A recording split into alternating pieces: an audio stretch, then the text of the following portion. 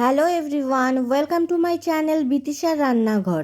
আজ আমি আপনাদের সাথে যে রেসিপিটি শেয়ার করতে চলেছি সেটি হলো জলপান কচু দিয়ে পুকুরের চারাপোনা মাছের ঝোল। তার জন্য প্রথমে মাছগুলোকে ভালোভাবে কেটে লবণ হলুদ মাখিয়ে রেখে দিয়েছি। এরপর কড়াইতে তেল গরম করে লবণ হলুদ মাখানো মাছগুলোকে একে একে গরম তেলের মধ্যে দিয়ে দেব। মাছগুলোকে ভালোভাবে ভাজা করে নেব।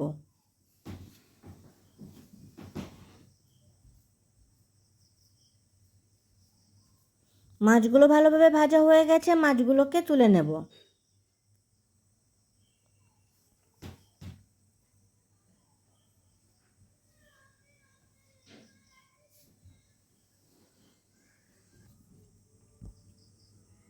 আর যে মাছগুলো আছে সেই মাছগুলোকেও একে একে গরম তেলের মধ্যে দিয়ে দেব।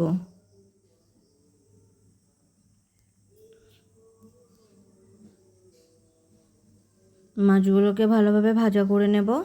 মাছগুলো ভাজা হয়ে গেছে, মাছগুলোকে তুলে নেব।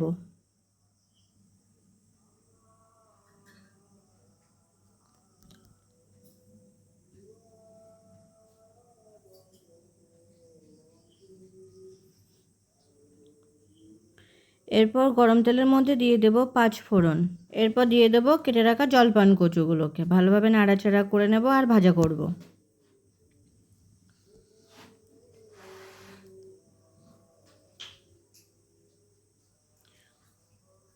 এরপর দিয়ে দেব পরিমাণ মতো লবণ আর দিয়ে দেব পরিমাণ মতো হলুদ। লবণ হলুদটা ভালোভাবে কচুর সাথে মিশিয়ে নেব। কচুটা একটু ভাজা হয়ে গেলে দিয়ে দেব আদা রসুন বাটা, দিয়ে ভালোভাবে মিশিয়ে নেব।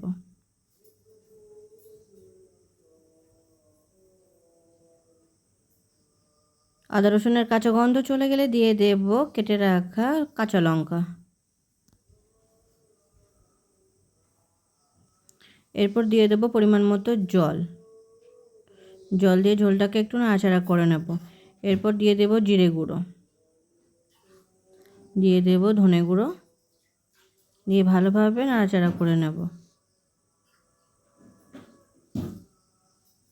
দিয়ে দেব শুকনো লঙ্কার গুঁড়ো। দেওয়ার পরে মশলাগুলোকে ঝোলের সাথে ভালোভাবে মিশিয়ে নেব। ভালোভাবে ফুটে উঠেছে ঝোলটা।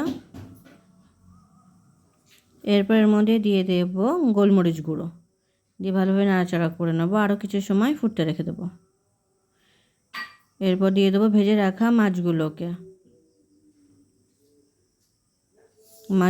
দেওয়ার পরে ঝোলটাকে একটু নাড়াচাড়া করে নেব। আরও কিছু সময় ফুটতে রেখে দেব। ঝোলটা ভালোভাবে ফুটছে, ঝোলটাও অনেকটা শুকিয়ে এসেছে, কচুটাও সিদ্ধ হয়ে এসেছে। তৈরি হয়ে গেছে আমাদের জলপান কচু দিয়ে পুকুরের চারাপোনা মাছের ঝোল। ভিডিওটি কেমন হয়েছে অবশ্যই কমেন্ট করে জানাবেন। আর ভিডিওটি যদি আপনাদের ভালো লেগে থাকে তাহলে চ্যানেলটিকে সাবস্ক্রাইব করে পাশে থাকবেন।